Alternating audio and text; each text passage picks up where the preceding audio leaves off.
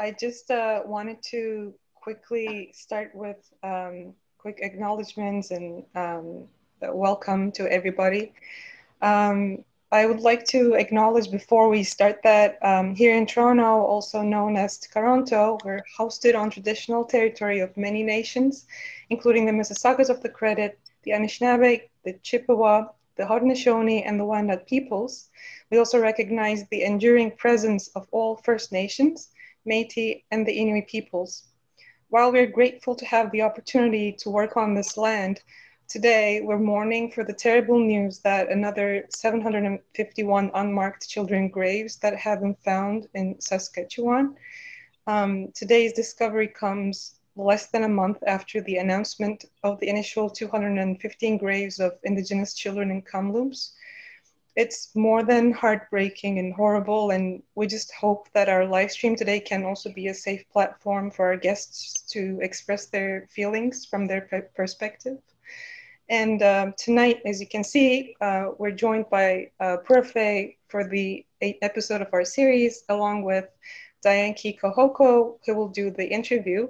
We're so happy and lucky to host them tonight, and thank you all for being with us as well. The interview will be around 50 minutes again, and then we will have 10 minutes for your questions as always. So if you're watching us on Zoom right now, you can just drop your questions on the chat box or the Q&A box, or if you're watching on the TBS Facebook live stream, you can just put your questions down there in the comment section as well. We will try to answer them as much as possible. And just very quickly, again, I just would like to thank our year-round sponsors, Toronto Arts Council, Ontario Arts Council, as well as Government of Canada, and remind that TBS is also a not-for-profit charitable organization, and you can make a donation, which is all tax-deductible and can be easily done through our website, which is www.torontobluesociety.com. And on that note, I just would like to leave the virtual mic to Diane to begin the interview. Thank you so much. Thank you. Scanos Waguego, and welcome to tonight's interview. It is a great honor to be able this evening to sit and chat with Pura Fé. I've known her music for a long time. I've been in radio for over 30 years, and I've had the opportunity many times to play her music and to see her perform live. And it's my honor tonight, Pura Fé, to interview you and talk about your career and all the good things that are going on in your life musically. So we'll start off, I guess, just with a little introduction from Pura Fé. She is from the Tuscarora Nation. And of course, she is a singer, songwriter, teacher, keeper of the canoe and dance songs. And we're going to just start things off by introducing you and saying welcome, and do maybe a little brief introduction of yourself, Pura Fé. Okay, and thank you for having me. And well, yeah, I'm Tuscarora and Taino, my dad's side. And I'm also Deer Clan. And I was born and raised in New York City. And I grew up in a family of women singers. My mom, her sisters, my grandma, her sisters, and I have a lot of cousins, and some I sing with. Professionally, we sing together. And I'm not too sure what to say. Just that I grew up in the city and eventually made my way home to North Carolina and connected with many. And some of my elder family were still living. There's a few left. But so we got to connect back home. And my cousin Jennifer as well. And my cousin Eric, we all kind of moved back down south and made our home. But yeah, so my music, wherever I've lived, my music follows me, and I meet new people and musicians and work with different people. So that's been throughout the years. So, yeah. Well, let's start from the early years, because you mentioned that you grew up in New York City, and that's such a huge city, and you know, so many people and so much happening in New York City.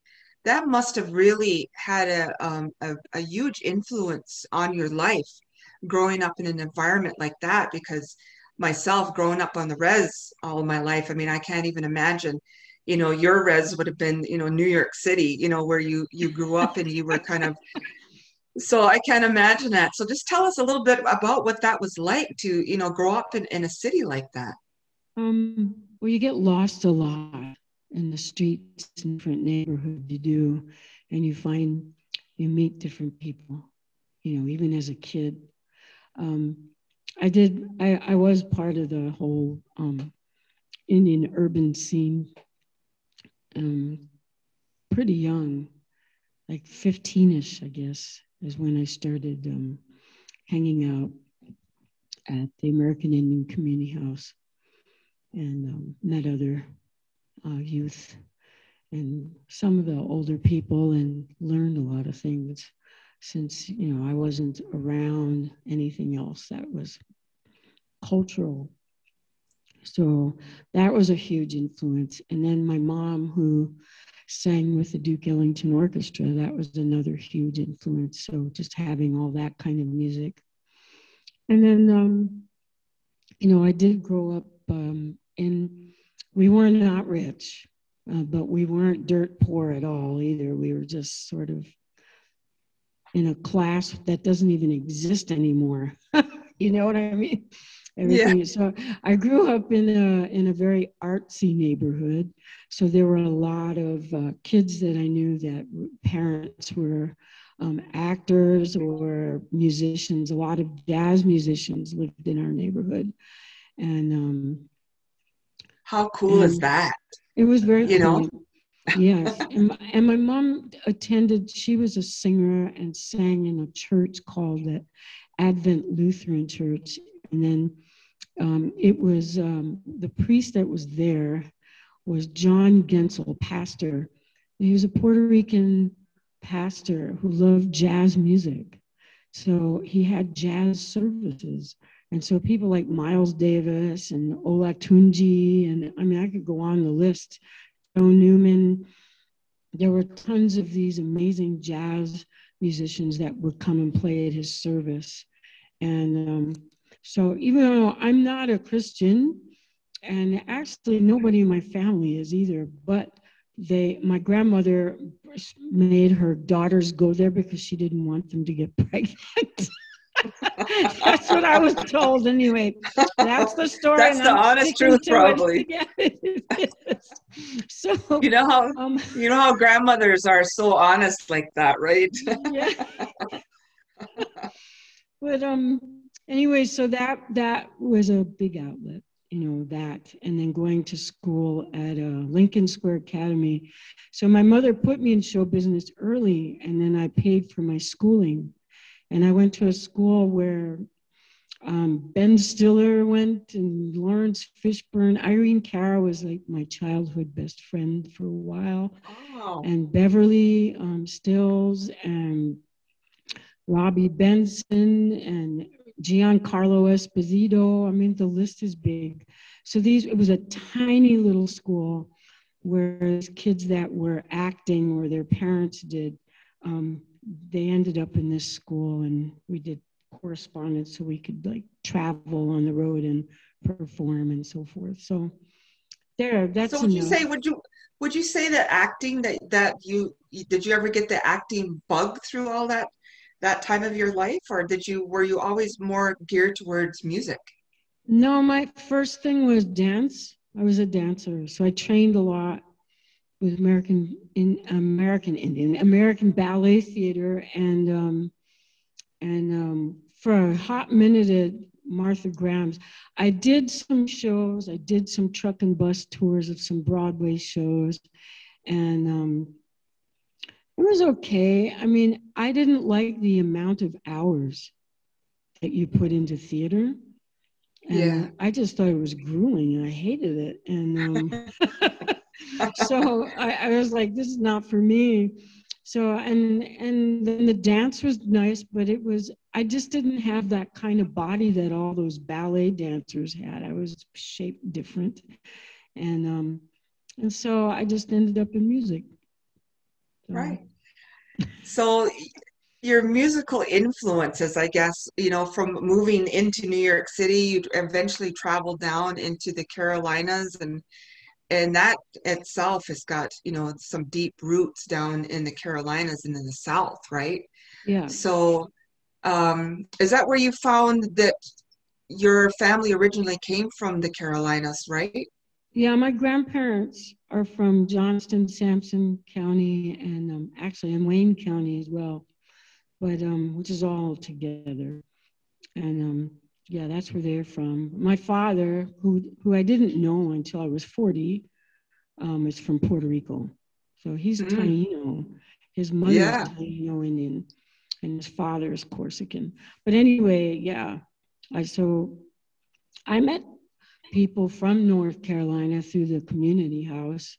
There were other Indians there that were from back home, and just through the whole powwow scene and trail, and everybody meets each other on the whole East Coast. It's just like one big, network of very related people, actually. So, and but my music really started with when we started with the Eulalie. That came out of the American Indian Community House. It started with me and Sonny, and because I had a jazz band, and then I was asked to come open for Joy Harjo and American Indian Dance Theater. This was like 1987, 88 or something like that.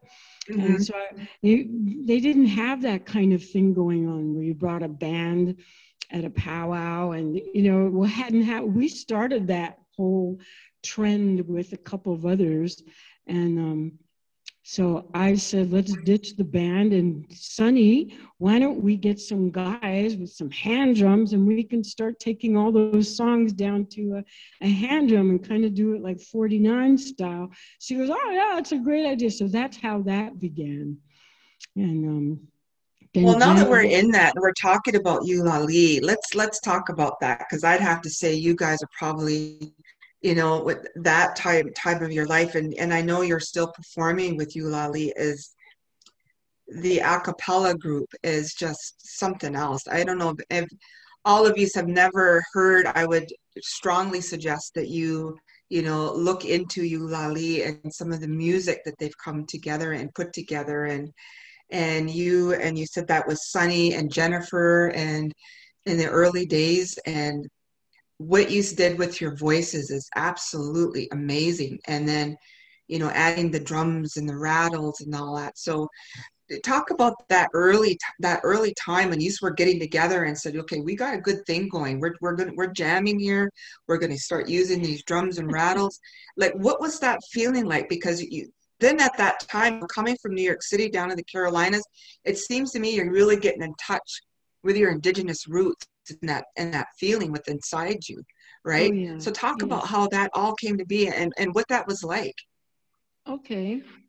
Well, I mean, like I said, I had a jazz band, and then once we went to open for Joy Harjo, and that was the beginning.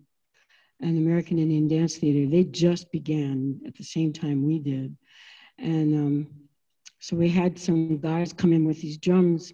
Anyway, we started auditioning different people. And before Jen was like 15 at the time. She was too young still. She was in school. And so it was just me and Sonny. And then we found Matoka Little Eagle. And so Matoka was the first third woman.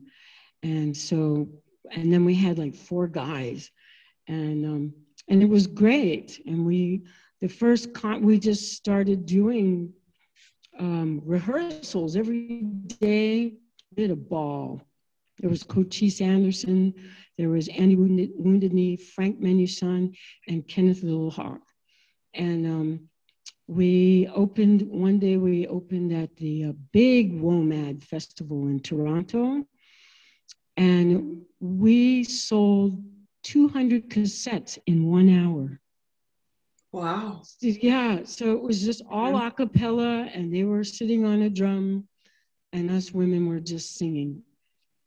And it was a lot of poetry. We had all kinds of cool stuff. And so after a couple of years, it kind of morphed into something else, and then something else. And then finally, it was just me and Sunny. And I told Sunny, I said, you know what? Let's drum. And she had this Taoist drum. I know this is probably sacrilegious, but I asked her, I said, take this home to your husband and have him cut it in half, and we'll make 2 hand drums. So we did that, and that was the beginning of our hand drumming.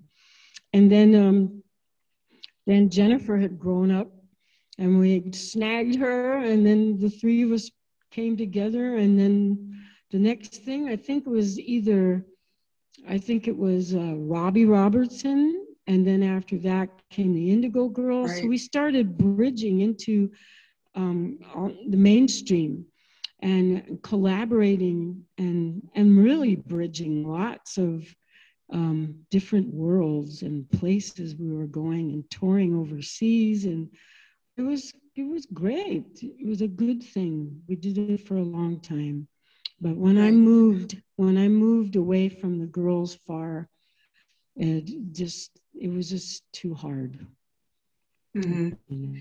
But I mean, you mentioned a couple of names there. You mentioned Robbie Robertson, and that was all, a part of that. What was that like to work with him? He was very. He sits in a chair for like 10 hours, and he'll listen to every single idea you have. And he says, "That's fabulous." That's kind of what it was like. But yeah, it was good. We listened to different soundtracks and drum tracks and so forth. And I picked one drum track I heard and found out later on it was Benito Concha, Mazat, and from, remember Red Thunder? Is that what they were called? Remember with Robbie Merrill? So it was those 2 guys, the percussionists, and so we ended up playing with them eventually and recreating what we had. It was a good experience. But once it was over, Robbie was over. He was closed the door. But when you're working with him, it's great. And there's a lot of, exchange and ideas. So, yeah. Mm-hmm. So I guess being with you, Lali, kind of opened up a lot of doors and got you traveling around with that group, and then eventually getting into your own solo career and everything that you've experienced from that. Was it hard to leave? Was it hard to go on your own, or was it just because you moved away, or, was it hard leaving the group? It was hard. When we were that far apart, it was just impossible to write and rehearse, and you have to be together. You have to be able to sit down and rehearse like almost daily when you're doing that kind of, So it kind of stopped. We had signed a deal with Sony Columbia through Branford Marsalis, who just loved us. He came and then he courted us and cooked us dinner, and he was so much fun. We really loved him. And so we signed this deal, and he was going to have Richard Bona, who is a very well-known jazz bass player from, I think he's from Mali. And he's just one of the best. And he was going to produce us. Well, then all of a sudden, that part of the label, the Sony Jazz, just went, just crashed and stopped. So we were stuck with a contract that we could not get out of. And Branford was hiding And he lost his job, you know. This was really something else for him. And anyway, it took us years to get out, and we couldn't record anything after that. Until we got out of the contract. So we were stuck for years without being able to record more music. So I think that also was a part of the stagnant. That was just not good for us at all. Right. So we finally got out of it. And but I had moved down south, and my whole everything just wanted to be home. It was like a year after our grandmother passed away, Jen and me, our grandma. And so then I felt like she brought me home. And then Jen followed. She ended up in Virginia, really close by. And then my other cousin came. And then another cousin came. So it's like we were being called home, just sucked into the ground there. And and I got really involved with community, and particularly the Prospect community. And then I started teaching, and made, was helpful in putting together several groups, smoke dancing, and I mean, just like we were singing and dancing and going to the Jazz Heritage Festival in New Orleans. And the kids, the group there from the 7th Generation Youth Group, were opening up for Eulalie as well. And it was great. It was the best. And we were just making stuff. And the core group was like 30 kids, but there would sometimes be 60 kids every day, at the cultural center. I volunteered my time. And then sometimes we even went up north. We went to Tuscarora. We went to Tom Porter's and sang and performed, and we went to Akwesasne, and so it was fun. And we were making our rounds and connecting with other Haudenosaunee people, and that really meant a lot for all of us Tuskies down south. Just having that connection. All of a sudden, we felt like, yeah, we were up there, and so it was just like, I know that sounds funny, but that's really how it was. Well, is that around the time that you met Sadie Buck? I know I seen Charlene, I think Charlene Bombray a couple of weeks ago, and she was excited to know that we were going to be doing this interview and that she was going to be tuning in. And Sadie Buck, I don't know if any of the audience out there knows, but she is a tremendous singer in her own right, a powerhouse of singer, and she's traveled around as well. And she's always been, a huge fan of your music, and I know you guys got rather close. Sadie's father and my grandmother were brother and sister.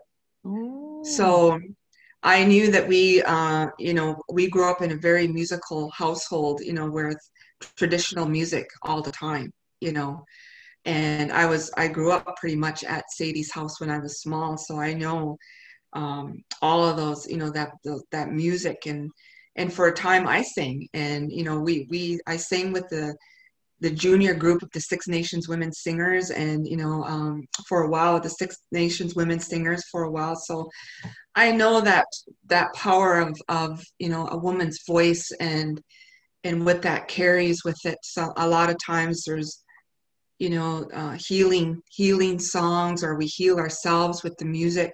We can heal others with the music. And I think right now with everything that's going on, sometimes just picking up an instrument or just singing by yourself is sometimes is good medicine and good healing, and I hear that, in your music when the interlude that was playing before we came on, your voice is so soulful and strong, and you can hear that you have a lot of that healing gift within your music and your voice. And one question I wanted to ask is when a lot of times when we hear you playing, you're playing an acoustic laptop guitar. And that's not normally how a lot of people, start to pick up an instrument. How did that come about for you to start playing like that, the laptop? Well, the first time I really heard that was when I was really young, like 15, 16, at maybe it was at the Shinnecock powwow, and I heard Chief Leon Locklear, and he was playing his dobro like that, and I just went tearing up at the sound. I was just like, whoa, you know. So I stood by a tree, just kind of hiding, and just listened.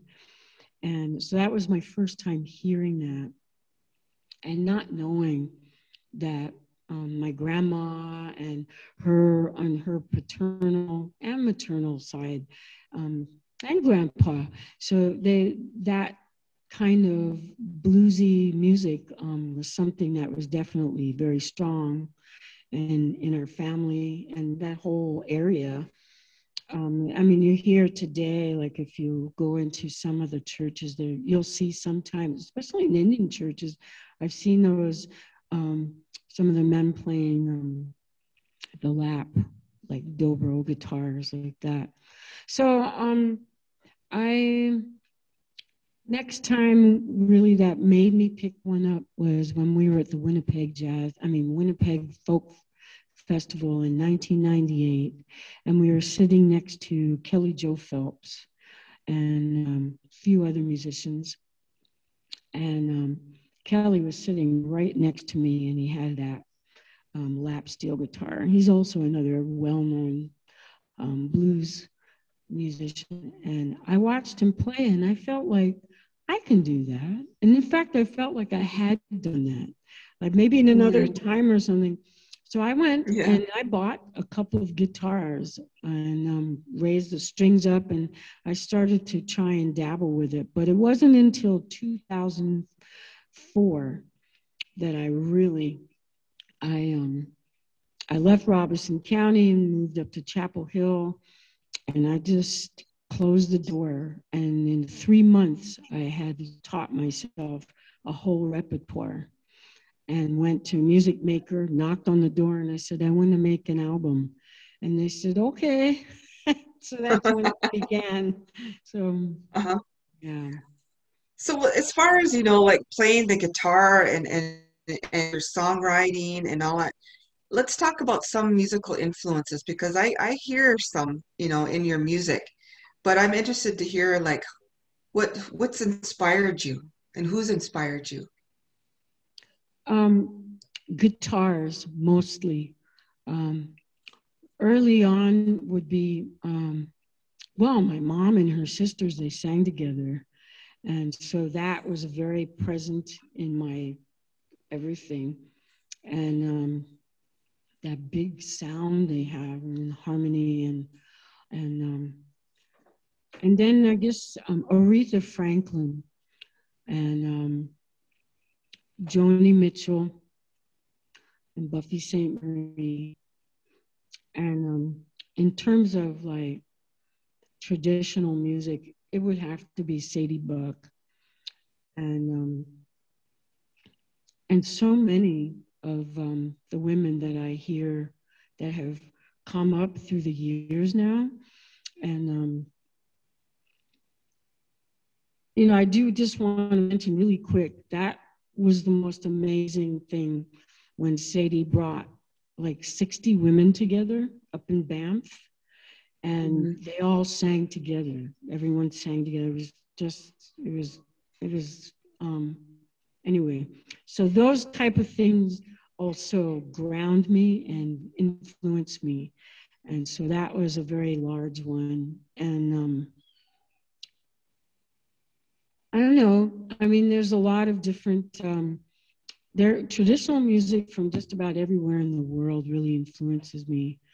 and guitars really, really influenced me a lot because I listened to solos and just music. I loved Return to Forever of Chicoria, and Stanley Clarke was like one of my favorites. And I loved Level 42 for a while, and Paco de Lucia. I love flamenco, and Jeff Beck, and Johnny Winters.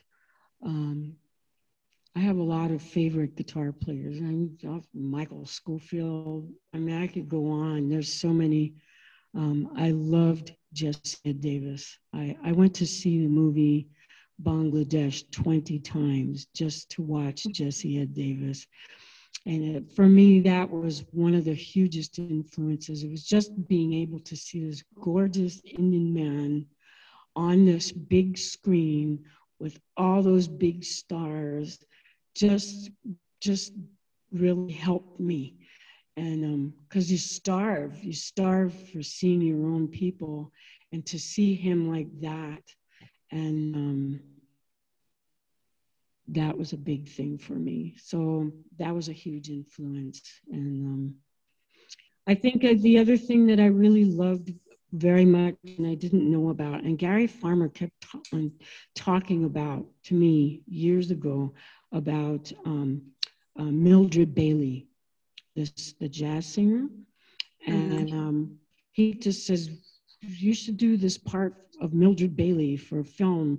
I didn't know who she was until when I saw Rumble, and it showed her, and I thought, wow, so that's pretty amazing too. And yeah, that would be it for now. I love Charlie Patton and Joe Cocker. In terms of vocals, I really loved people that had just hardcore grit and I just loved it. So crazy. I remember I said, Jennifer, can you understand what he's saying? So she sat there and listened. And she looked at me and she goes, but anyway, that's what I loved. Well, that's kind of, that's the soul, I guess they could say, trying to come out, right? And you're kind of bringing that up from way down deep inside when that happens. But, do you try to incorporate guitar in all? Is that what you sit down with when you want to, start writing songs, or you got a melody in your head? Is that what you sit down with, is your guitar and start working on music that way? Or how do you go about that? Sometimes. It's been a while since I've really sat down and written anything on the guitar, or maybe just a couple of songs. There was a time where, I had written all those songs and then got my guitar and learned how to play those songs on the guitar. Oh, yeah. And then eventually I started writing with a little bit with the guitar. I also play piano. And I used to write songs on the piano, but since I got so addicted to this loop station, I lay down layers of like rhythm and harmonies, and then I will start singing on top of it. And that's really been my tool these days. And I guess in a sense, I kind of miss having that a cappella thing with the women. But we've done some concerts together and we used the looper, and it's like, I remember one time Jen's mom said that we sounded like a native tabernacle choir because we were looping, and just there were so many voices that we were layering. So it's cool.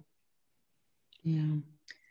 So now you're making your home in Saskatchewan. So you've gone from New York City, you've gone down south from the Carolinas, and now you took yourself way up into Saskatchewan. What's the music scene like way up there? I have not become a part of anything here.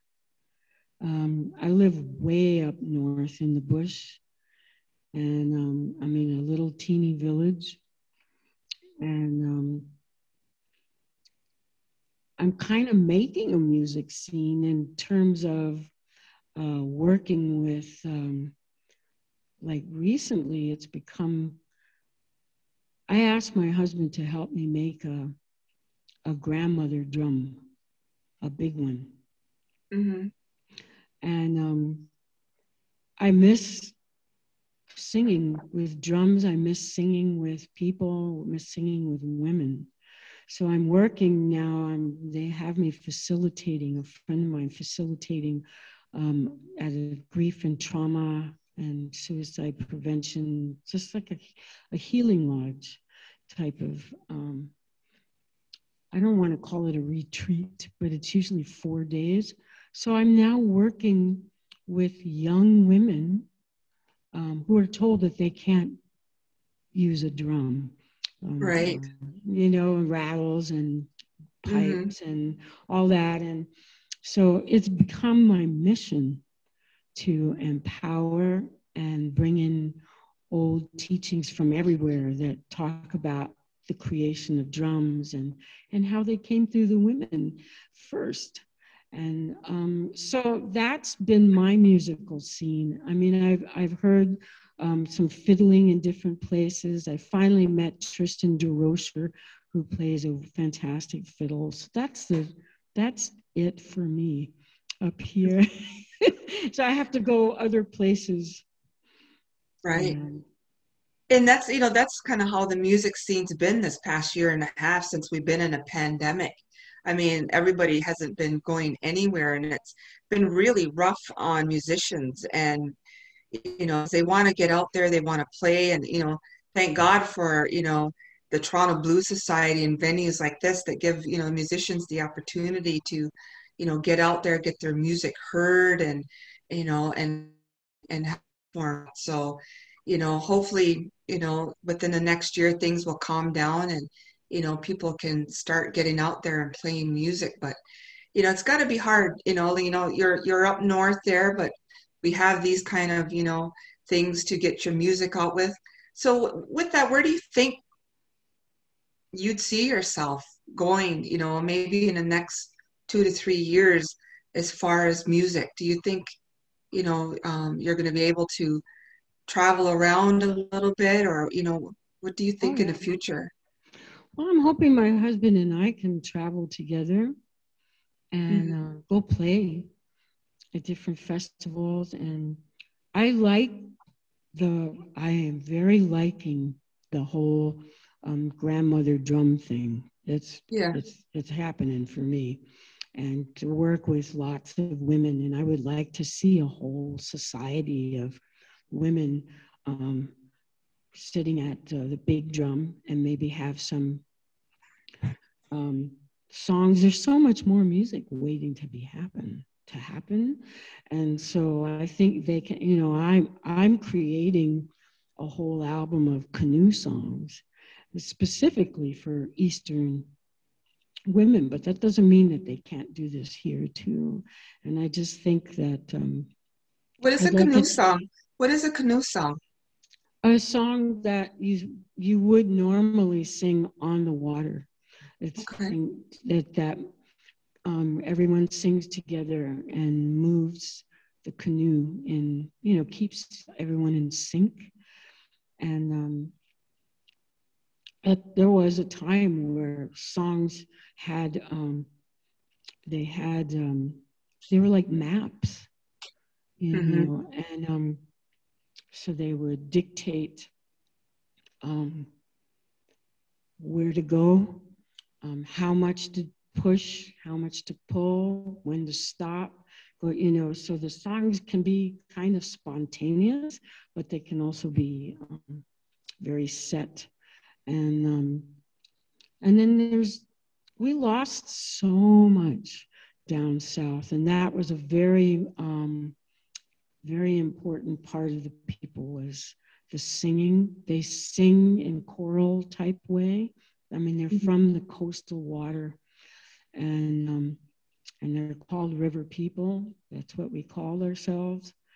And those were our highways. So for me, I would like to see singing and naming all the rivers again back in our own languages and our journeys and our old territories. And that's a whole other thing that I would like to travel home and put that in place. But yeah, a lot of people, you know, as being Indigenous people, you know, like a lot of us have lost our language, and you know, very rarely do you, you know, unfortunately, you know, people are able to use their language in their music, but when you can, you know, it really just adds something to the music because, you know, my family has been in language and teaching language and has been, you know, advocates for the language for years. And there's just no words, English words, I guess, sometimes for some of our traditional words. They can't, it's hard to translate that. So I think if, you know, music, I think maybe is able to do that, you know, to translate what we can't say in the English language through our music, whether it's the drum or the rattle or, you know, because they mean so much, you know, and there's so many teachings and healings in that. And I know what that means when you're sitting around the big drum. I mean, I've stood around the big drum and heard the men sing and the power within that, you know, just, it's so, it's got so much life to it, you know, when there's all the singers singing around there. And that's what you're trying to do where you are now, you said, right? With the ladies. Because I know some of the teachings are saying, you know, like you said, the ladies aren't to sit at the drum, but you're saying, oh yeah, sit at the drum, right? Absolutely. At least their own drum. I mean, no one can tell them not to sit at their own drum. Yeah. And the big drum, you know, I didn't realize that the big drum is as old as 1870 something. All this time I thought it was like this ancient, but it's not. Came in really late. It was war and spread from one woman, and they brought it to all these communities. It just kept on going, and that's where the big drum comes from. Oh, I didn't know that. Yeah, because we use the smaller drums, right? You know, the water drums, you know, in the area where I am.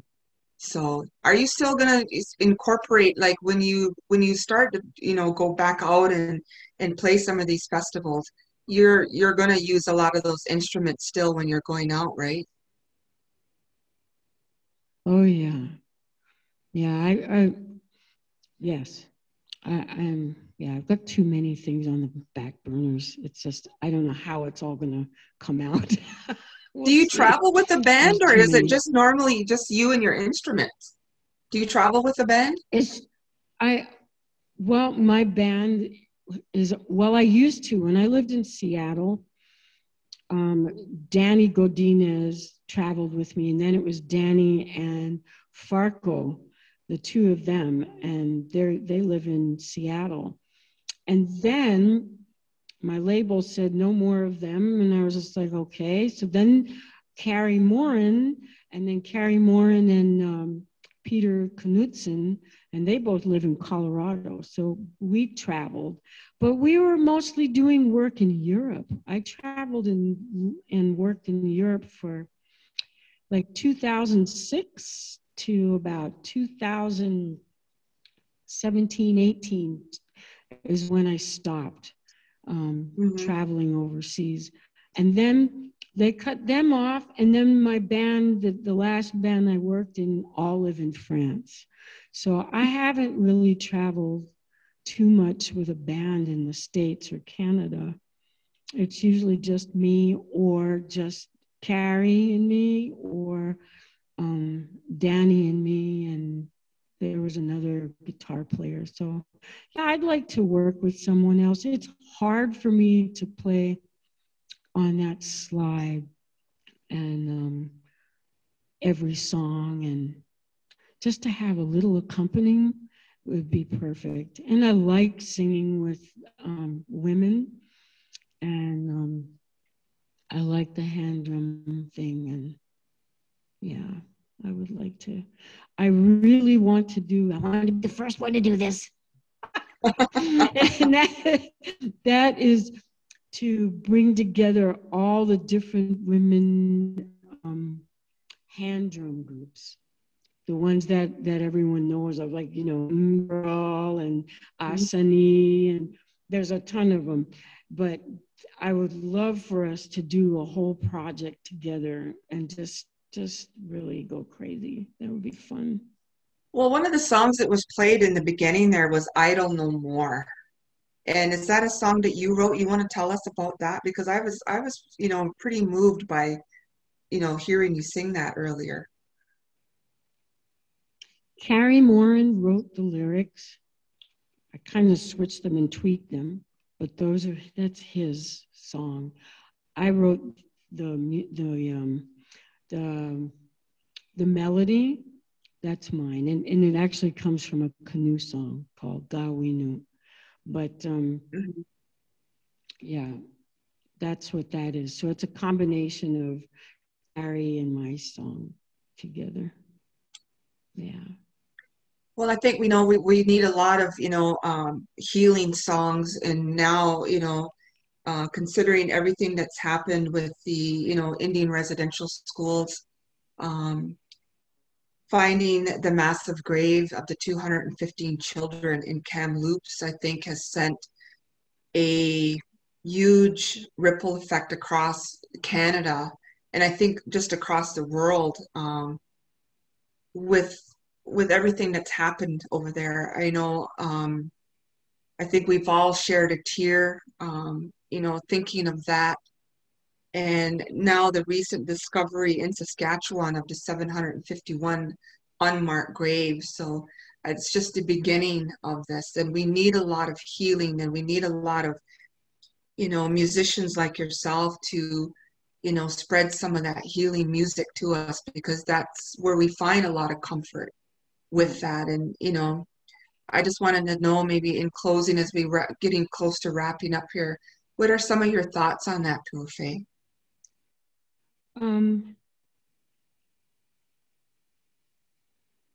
Well, I have so much to say about it.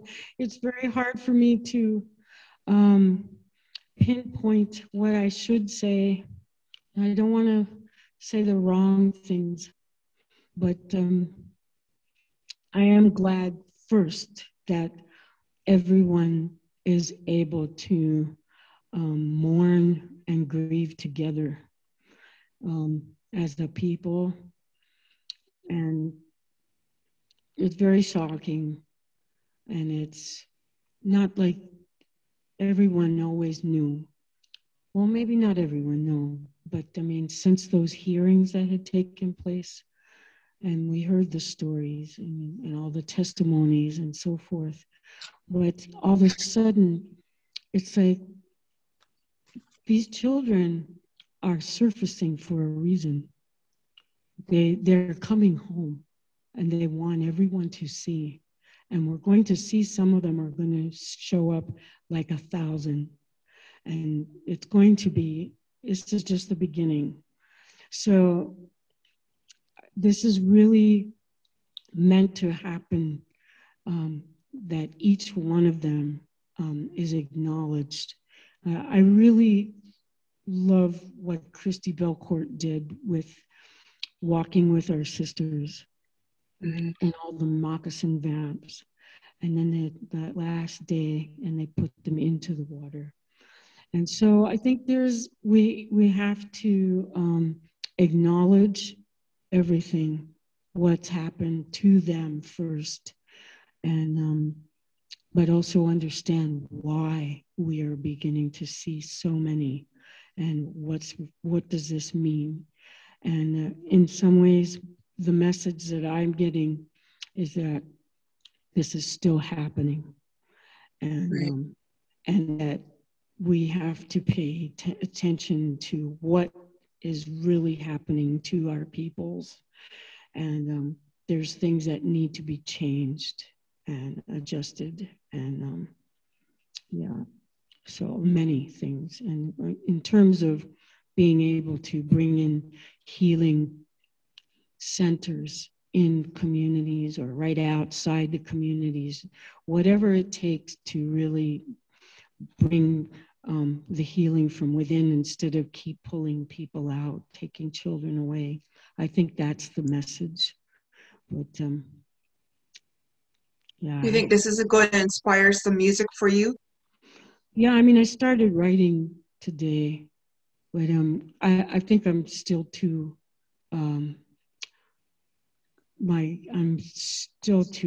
I mean, the things that it started off beautiful and healing, and then it just got really whoa. So yeah, I'll be able to. I would love to do something like that, to put something together, and not just myself, but with others. I think it would be a very good, and there's many messages to help wake everyone up about all the things that are being done in every community to keep us down and continue for our youth to be pulled out. And so maybe that's one thing, that artists could think about working on is doing a song like that where, I just kind of figure out pictures of like We Are the World, that kind of, remember when that all came out for a cause, and maybe we need to bring all of these Indigenous artists together as one collective voice with a song and put out a healing song for everyone, because I think at this time more than ever, we need that comfort. We need to know that we're there for one another, and